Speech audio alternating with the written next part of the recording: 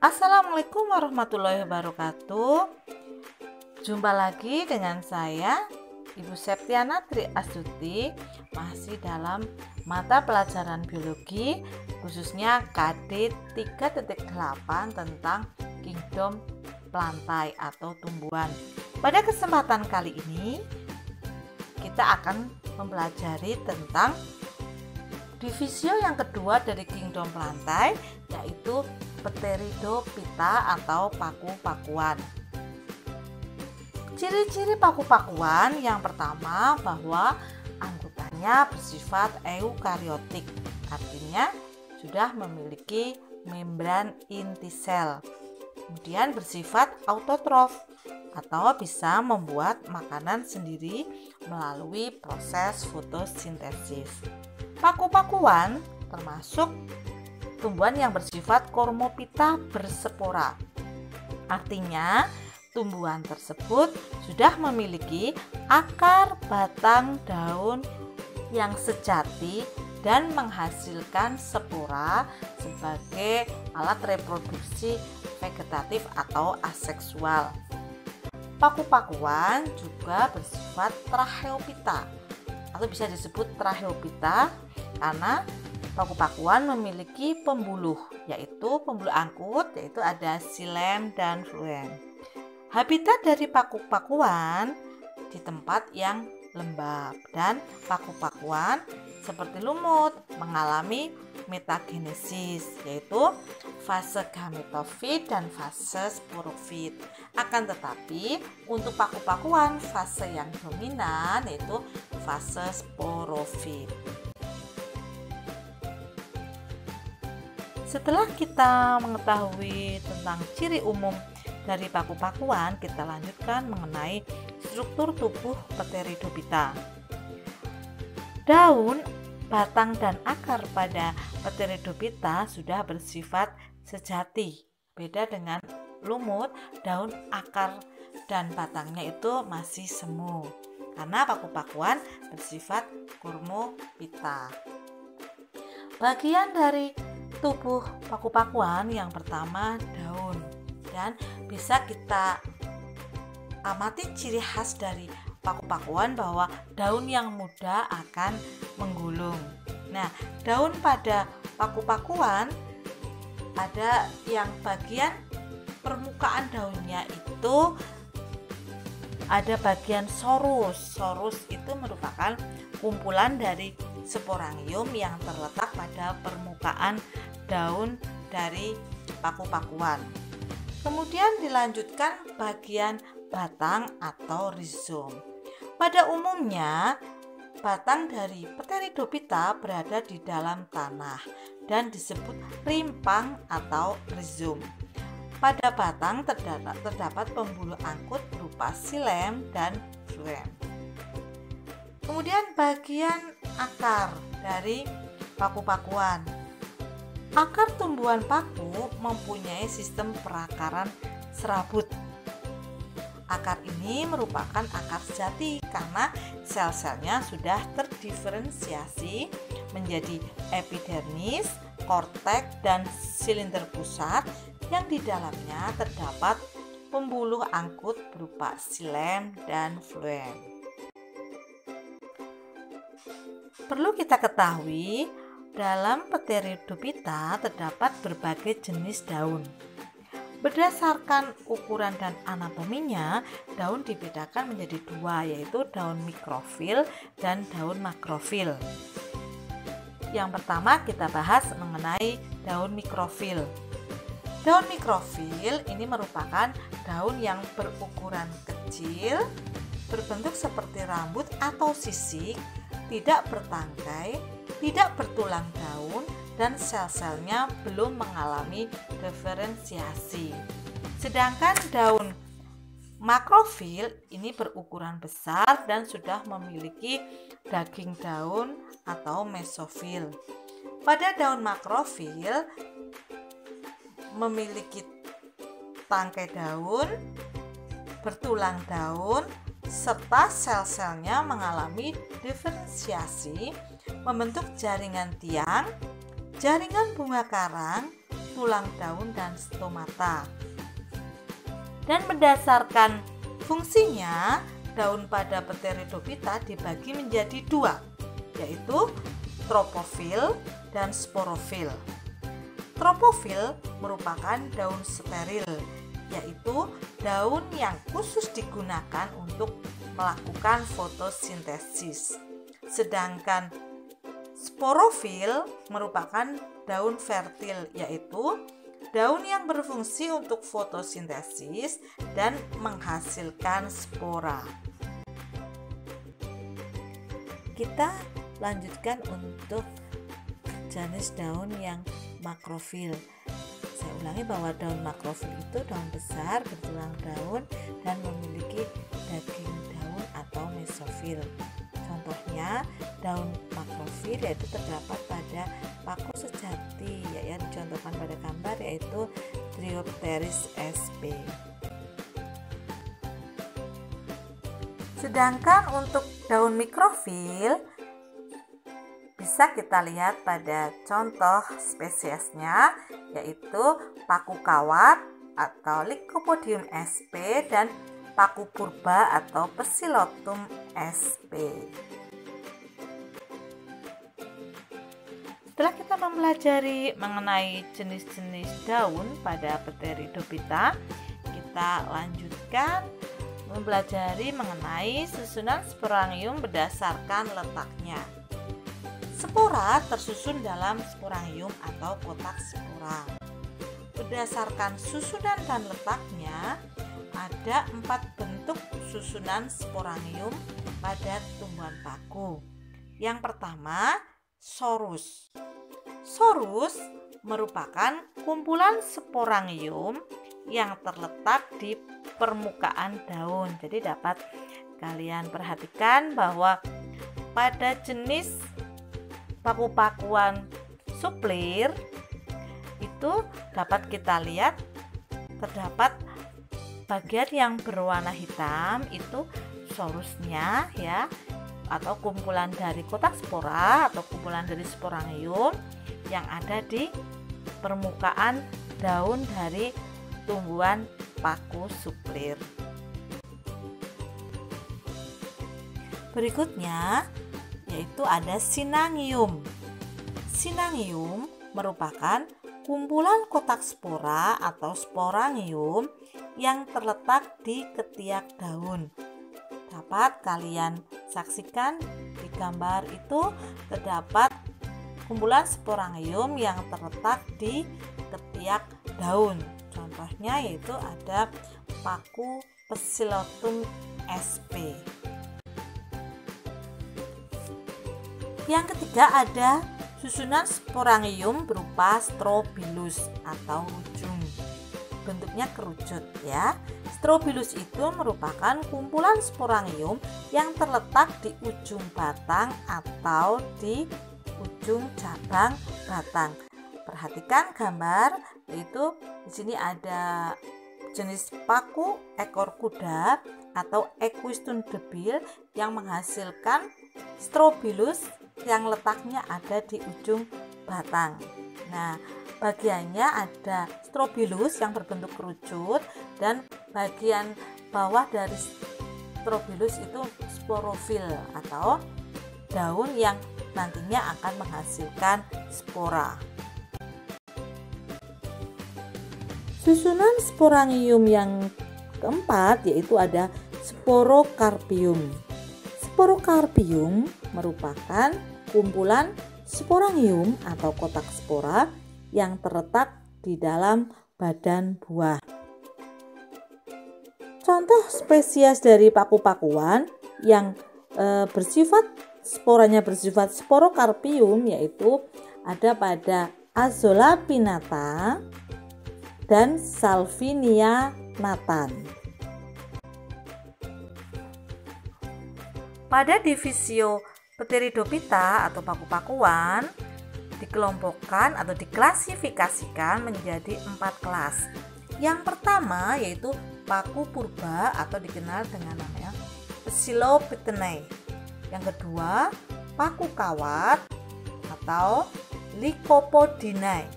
Yang ketiga ada paku ekor kuda atau dikenal dengan nama Equisternai. Kemudian yang keempat ada paku sejati atau Felicinae.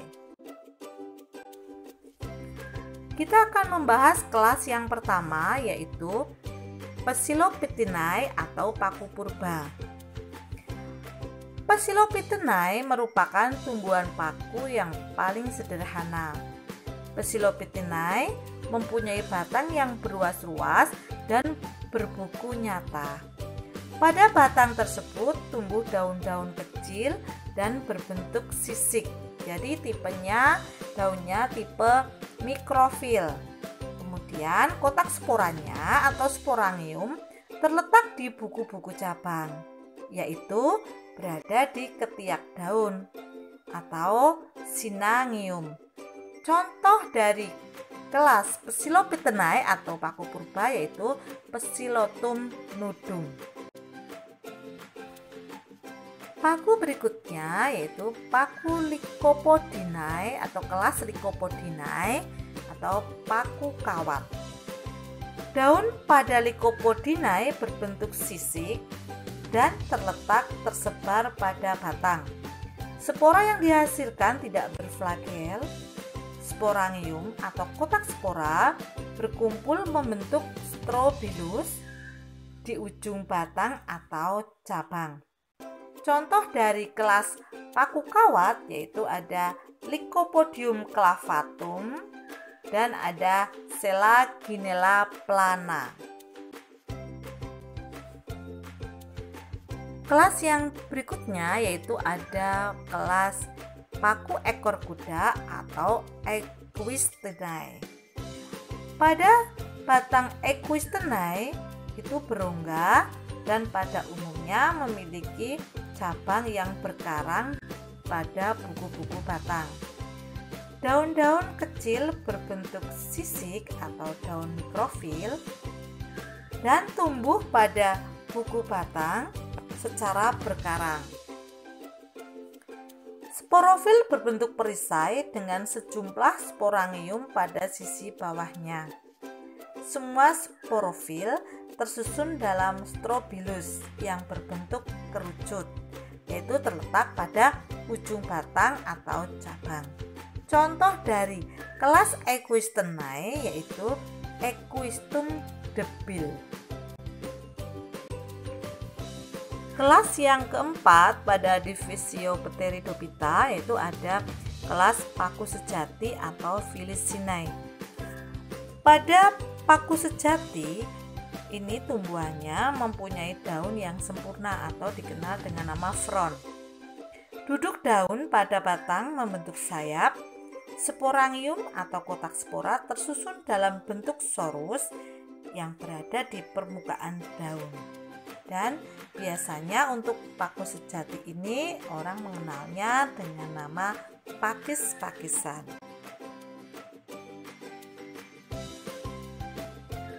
Paku sejati ini di dalam lingkungan kita biasa dimanfaatkan untuk berbagai macam. Sebenarnya yang tidak asing yaitu untuk digunakan untuk tanaman hias.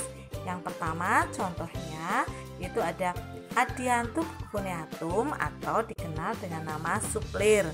Yang kedua ada Asplenium nidus atau paku sarang burung. Contoh paku sejati yang biasa kita kenal sehari-hari yaitu ada Asolapinata atau paku air dan Platyserum bifurcatum atau paku tanduk rusa.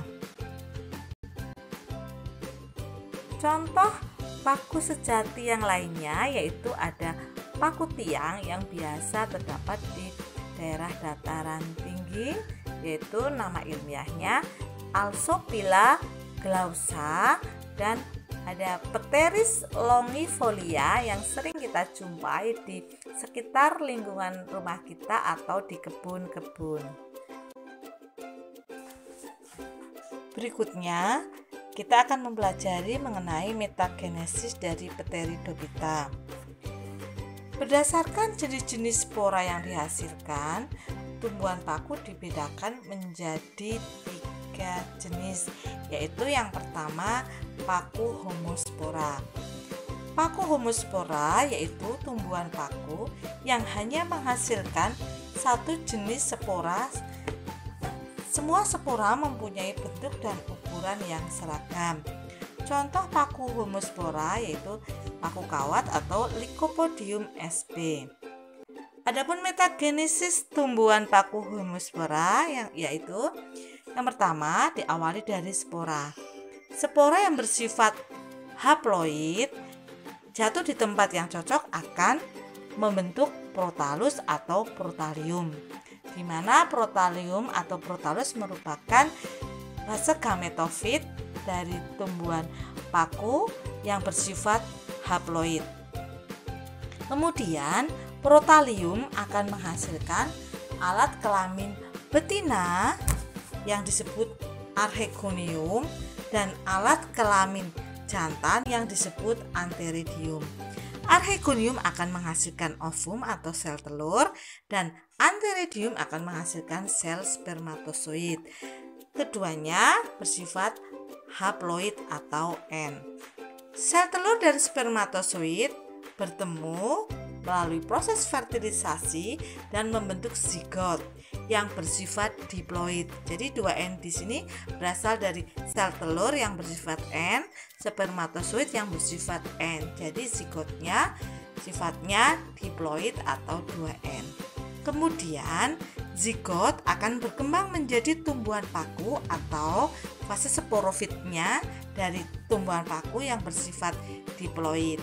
Tumbuhan paku akan menghasilkan sporangium atau kotak spora yang bersifat diploid, kemudian akan menghasilkan spora. Dari sporangium yang bersifat 2N, kemudian menghasilkan spora yang memiliki sifat haploid itu melalui proses pembelahan meiosis.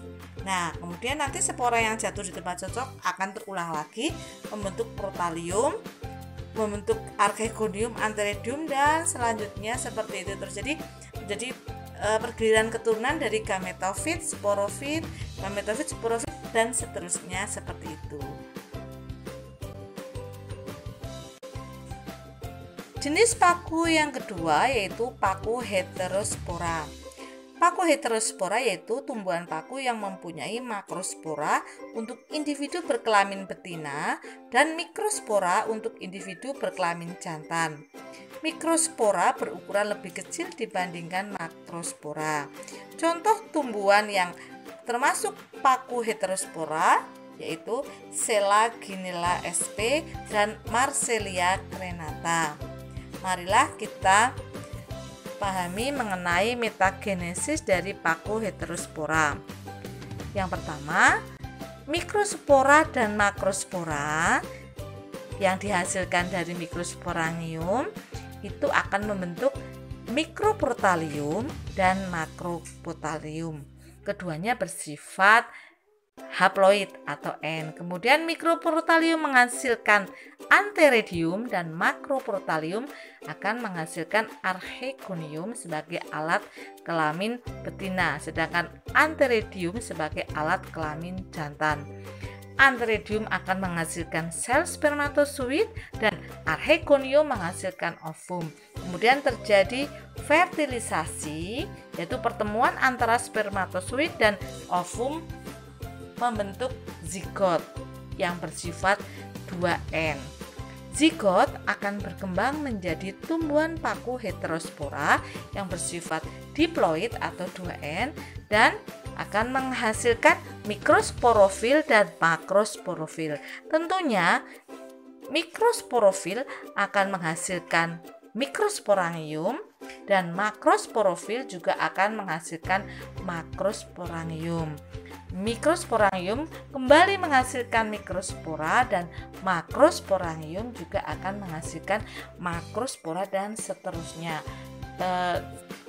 Pergiliran dari paku heterospora dari gametofit, sporofit, gametofit, sporofit, dan seterusnya. Jenis paku yang ketiga yaitu paku peralian. Apa itu paku peralian? Paku peralian yaitu tumbuhan paku yang dapat menghasilkan dua macam spora, yaitu spora jantan dan spora betina. Namun, spora-spora yang dihasilkan tersebut mempunyai bentuk dan ukuran seragam. Contoh spesies yang termasuk pada paku peralian yaitu paku ekor kuda yang memiliki nama ilmiah Equistum debile. Silakan kita pahami mengenai metagenesis dari paku peralian. Kita awali dari mikrospora dan makrospora yang dihasilkan oleh mikrosporangium, sedangkan makrospora dihasilkan oleh makrosporangium. Mikrospora bila jatuh di tempat yang cocok akan membentuk protalium, dan makrospora jatuh di tempat yang cocok juga membentuk protalium. Jadi awalnya sporanya itu bisa dibedakan antara jantan dan betina, kemudian setelah berkecambah tidak bisa dibedakan lagi. Makanya disebut paku peralian. Kemudian protalium itu yang berasal dari mikrospora akan membentuk alat kelamin jantan yang disebut antheridium, sedangkan makrospora menghasilkan protalium yang nantinya akan membentuk alat kelamin betina yang disebut archegonium. Antheridium akan menghasilkan spermatozoid yang bersifat N. Archegonium juga menghasilkan sel telur atau ovum yang bersifat N. Keduanya mengalami pertemuan melalui proses fertilization membentuk zigot. Zigot bersifat diploid atau 2N yang berasal dari spermatozoid N dan sel telur bersifat N. Jadi bertemu menjadi 2N. Kemudian zigot berkembang menjadi tumbuhan paku peralian atau sebagai sporofitnya di dalam fase paku peralian ini. Kemudian tumbuhan paku peralian akan membentuk sporofil. Sporofil akan menghasilkan mikrosporangium dan makrosporangium. Pada hal ini bisa dapat dibedakan antara mikrosporangium dan makrosporangium. Kemudian membentuk mikrospora dan makrospora. Setelah itu membentuk protalium kembali. Jadi fase itu terulang terus ya, dari gametofit, sporofit, gametofit, sporofit, dan seterusnya.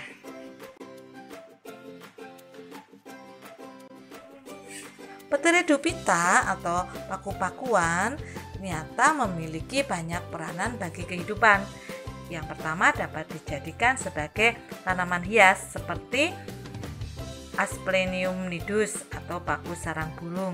Kemudian ada Platyserum bifurcatum atau paku tanduk rusa, ada Suplir atau Adiatum cuneatum. Kemudian ada pula Alsopila glausa, ada juga dari Selaginella. Kemudian peranan berikutnya ada Lycopodium sp atau paku kawat, digunakan untuk obat-obatan seperti obat batuk, obat sesak nafas, dan obat bisul. Kemudian tanaman Pteridophyta atau paku-pakuan yang biasa dikenal dengan nama pakis itu juga bermanfaat sebagai sayuran. Contohnya ada Marsilea crenata atau semanggi dan Salvinia nathan. Azolla pinnata atau paku air itu dapat dijadikan pupuk hijau karena daunnya mengandung banyak nitrogen. Azolla pinnata ini akan bersimbiosis dengan Anabaena azolla atau ganggang hijau biru yang dapat menambat nitrogen bebas di udara, sehingga daun dari Azolla pinnata itu akan banyak mengandung nitrogen, maka dapat dijadikan sebagai pupuk hijau. Selain dapat bersimbiosis, tanaman paku-pakuan ini juga dapat dijadikan pelindung tanaman di persemaian, yaitu ada spesies Glesina linearis. Paku-pakuan juga dapat dijadikan bahan baku batu bara, terutama untuk paku-pakuan yang sudah menjadi fosil. Jangan lupa paku-pakuan juga dapat dijadikan media tanaman anggrek, yaitu dari batang paku tiang atau Alsopila glausa. Media tanaman anggrek biasa dikenal dengan nama galar. Demikian peranan dari paku-pakuan dalam kehidupan. Setelah kita mempelajari tentang paku-pakuan dan juga tentang lumut atau Bryophyta, alangkah baiknya kita membahas mengenai perbedaan antara lumut dan paku-pakuan untuk mempermudah pemahaman kita. Yang pertama, perbedaannya pada susunan tubuh. Pada lumut, susunan tubuhnya itu merupakan peralihan antara Talupita dan Cormopita, yaitu peralihan antara talus dan kormus. Sedangkan paku-pakuan itu sudah termasuk tumbuhan berkormus atau tumbuhan Cormopita, yang artinya akar batang daun sudah sejati. Kemudian akar. Pada lumut memiliki akar rizoid, sedangkan pada paku-pakuan memiliki akar serabut. Perbedaan berikutnya pada letak spora.